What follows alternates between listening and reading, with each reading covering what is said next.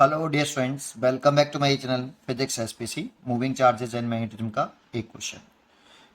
A straight wire of finite length carrying a current I subtended angle 60 degree at point P as on.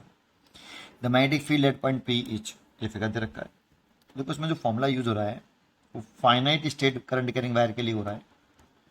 अगर हमारे पास ये कोई finite state wire है, इसके दोनों एंड ये हैं और इस वाले पॉइंट पर मैग्नेटिक फील्ड पूछ रहा है, तो इस पॉइंट से वायर पर जो परपेंडिकुलर डिस्टेंस है वो परपेंडिकुलर डिस्टेंस यूज करते हैं यहाँ आर, और इस पॉइंट को जिस पॉइंट पर मैग्नेटिक फील्ड कैलकुलेट करना है उस पॉइंट को वायर के एक एंड से ज्वाइन करने वाली लाइन और इस परपेंडिकुलर डिस्टेंस के बिटवीन बनने वाला एंगल, और ये एंगल क्लॉकवाइज बनना है।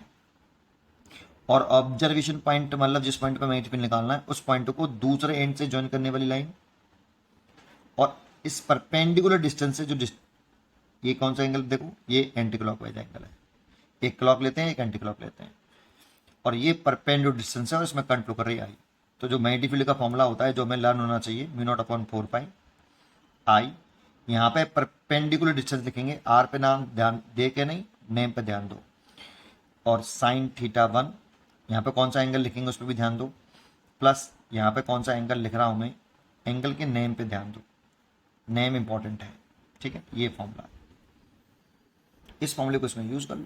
देखो यहाँ पर एक फाइनाइट स्टेट वायर दे रखा है ये वाला, इसके दो एंड ये हैं, तो इस वाले पॉइंट पे मैग्नेटिक फील्ड पूछ रहा है, तो पी पॉइंट से इस वायर पर क्या ड्रॉ कर लो, परपेंडिकुलर। ये तो हमारी इस जगह पे जो डिस्टेंस होगी वो लिखेंगे, लाइट कर लेता हूँ आर, लाइट किया गिवन नहीं, ये तो ज्योमेट्री से इस आर को निकालना पड़ेगा। दूसरा ये परपेंडिकुलर डिस्टेंस है क्योंकि ये एक्स है ये एक्स है, तो ये इसका बाइसेक्टर हो गया बेटा 30 डिग्री, और इधर भी कितना 30 डिग्री। ठीक है, आइए अगर अब इसमें क्या है, कुछ नहीं, वैल्यू फॉर्मूला पुट कर देना, B equal to mu naught upon 4 pi, लेकिन पहले आर निकालना पड़ेगा। तो आर निकालने के लिए देखो इस ट्राइंगल में अगर मैं लगाऊं, आर निकालने के लिए बेस बटे अपोटेनियस, क्योंकि एक्स क्वेश्चन में गिवन है। तो यहाँ पे अगर मैं कॉस थीटा लगा लूँ, कॉस 30 लिख लूँ, कॉस 30, तो बेस हो गया आपका आर और हाइपोटेनियस हो गया एक्स। तो यहाँ से आर निकालूं तो एक्स कॉस 30, तो म्यू नॉट अपॉन 4 पाई, करंट तो कितनी है आई है, और परपेंडिकुलर सेपरेशन मैंने लेट करी थी, ज्योमेट्री से मैंने निकाल ली इसकी value, x cos 30 multiplied by sine theta 1 30 plus sign 30, value put कर दी, सॉल्व कर लो बस, केवल खत्म।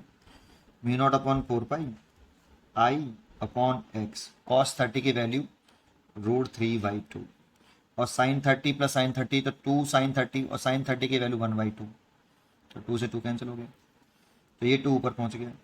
तो म्यू नॉट अपॉन 4 पाई 2 आई ओवर √3x, 2 से ये 2 काट दो, तो ये हो जाएगा म्यू नॉट आई ओवर 2 बार कटा तो 2√3πx, ये इसका आंसर हो गया। चेक कर लो कौन सी चॉइस सही है, mu not I 2√3πx, a choice is correct. उम्मीद करता हूँ कि आपको ये क्वेश्चन जरूर समझ में आया होगा। अच्छा, इसकी दर्शन भी निकालनी होती तो राइट हैंड पाम रूल से निकाल लेते। करंट की दर्शन ये फिंगर टुवर्ड दी पॉइंट्स, तो डाउनवर्ड आ रहा है, पाम के परपेंडिकुलर बाहर की तरफ दिखाते हैं, पाम के परपेंडिकुलर बाहर की तरफ, पाम से बाहर दर्शन दिखाते हैं मैग्नेटिक फील्ड की, पाम से परपेंडिकुलर बाहर की तरफ। करंट की दर्शन में थंब और finger toward the points, palm नीचे की तरफ आ रहा है तो नीचे तरफ डायरेक्शन हो गई, this that means downward direction में मैग्नेटिक फील्ड आएगा। पूछा नहीं बट मैग्नीट्यूड ही मैग्नीट्यूड पूछा है। पढ़ते रहिए और खुश रहिए।